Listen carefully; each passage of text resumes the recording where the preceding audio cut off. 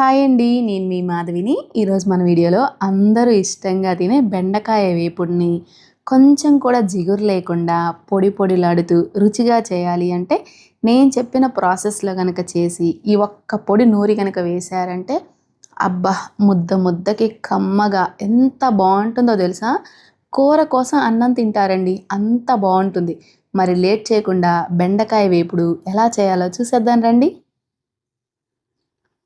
ముందుగా అర కేజీ బెండకాయల్ని శుభ్రంగా కడిగి ఈ సైజు ముక్కలుగా కట్ చేసుకున్నానండి.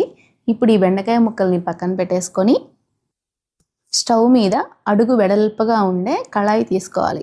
అప్పుడే మనకి బెండకాయ కానీ, బంగాళదుంప కానీ, దొండకాయ కానీ ముక్క చిదిరిపోకుండా చక్కగా వేగుతాయి. ఇప్పుడు ఇందులో 3 టేబుల్ స్పూన్ల ఆయిల్ వేసుకొని ఆయిల్ కొద్దిగా వేడైన తర్వాత పావు టేబుల్ స్పూన్ పచ్చిపప్పు, పావు టేబుల్ స్పూన్ మినపప్పు, కొద్దిగా ఆవాలు, ఒక 2 ఎండుమిర్చి ముక్కలు, అలాగే దంచిన ఒక 7-8 వెల్లుల్లి రెబ్బలు వేసి పోపుని మంచి ఫ్లేవర్ వచ్చేంత వరకు వేయించుకుందాం. పోపు ఇలా వేగింది కదా, ఇందులో పావు టేబుల్ స్పూన్ జీలకర్ర, 2 రెమ్మల కరివేపాకు, సన్నగా కట్ చేసిన ఒక మీడియం సైజు ఉల్లిపాయ ముక్కలు వేసేసి ఉల్లిపాయల్ని దోరగా వేయించుకోవాలి. చూసారు కదా, ఉల్లిపాయ ఈ మాత్రం వేయితే సరిపోతుంది. ఇప్పుడు ఇందులో పావు టేబుల్ స్పూన్ పసుపు వేసేసి ఒకసారి బాగా కలుపుకొని మనం కట్ చేసుకున్న ఈ బెండకాయ ముక్కల్ని ఇందులో వేసేసి మనం ఇలా గంటెతో కలిపామనుకోండి ముక్క అనేది చిదురుతుంది. మీకు చెప్పడం కోసం చూపిస్తున్నాను.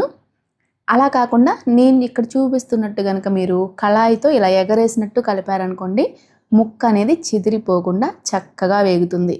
ఇప్పుడు స్టవ్ని హై ఫ్లేమ్లో పెట్టుకొని ఒక 3 నిమిషాల పాటు మధ్య మధ్యలో బెండకాయ ముక్కల్ని ఇలా ఎగరేసుకుంటూ వేపుకుందాం. 3 నిమిషాలు ఇలా వేయించుకున్నాం కదా, ఇప్పుడు స్టవ్ని మీడియం ఫ్లేమ్లో పెట్టుకొని మధ్య మధ్యలో కలుపుకుంటూ బెండకాయ ముక్కల్ని వేయించుకుందాం.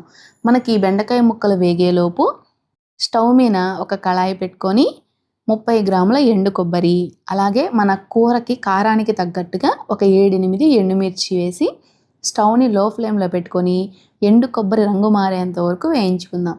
చూసారు కదా, ఎండు కొబ్బరి ఇలా రంగు మారింది కదా, ఇందులో అర టేబుల్ స్పూన్ జీలకర్ర వేసేసి ఒకసారి బాగా కలిపాము అంటే కళాయి వేడికే మనకి జీలకర్ర అనేది వేగిపోతుందండి.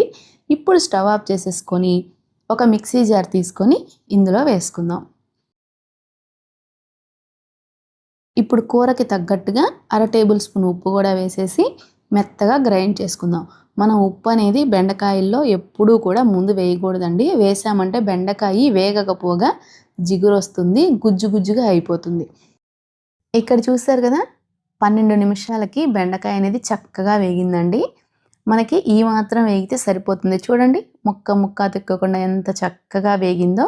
ఇప్పుడు ఇందులో మనం గ్రైండ్ చేసి పెట్టుకున్న ఈ కారపొడిని కూడా వేసేసి మరో 2 నిమిషాల పాటు వేయించుకుందాం.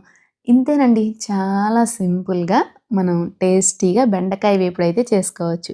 చూసారు కదా, చేయడం ఎంత సింపులో, టేస్ట్ మాత్రం అద్దరిపోయిద్దండి. చూడండి, 2 నిమిషాలు ఇలా వేయించుకున్నాం కదా, నోరూరించే బెండకాయ వేపుడు అయితే రెడీ అయిపోయింది. వేడి వేడి అన్నంలో ఈ బెండకాయ వేపుడిని వేసుకొని తింటే ఉంటుంది. ఇంకా మాటలు ఉండవు, మాట్లాడుకోవడాలు ఉండవండి, తినేయడమే. మరి మీరు కూడా తప్పకుండా ఒకసారి ట్రై చేయండి. ఈ వీడియో నచ్చితే ఒక లైక్ చేసి షేర్ చేసి మన ఛానల్ని సబ్స్క్రైబ్ చేసుకోండి. మరో మంచి వీడియోతో మళ్ళీ కలుద్దాం. Thank you.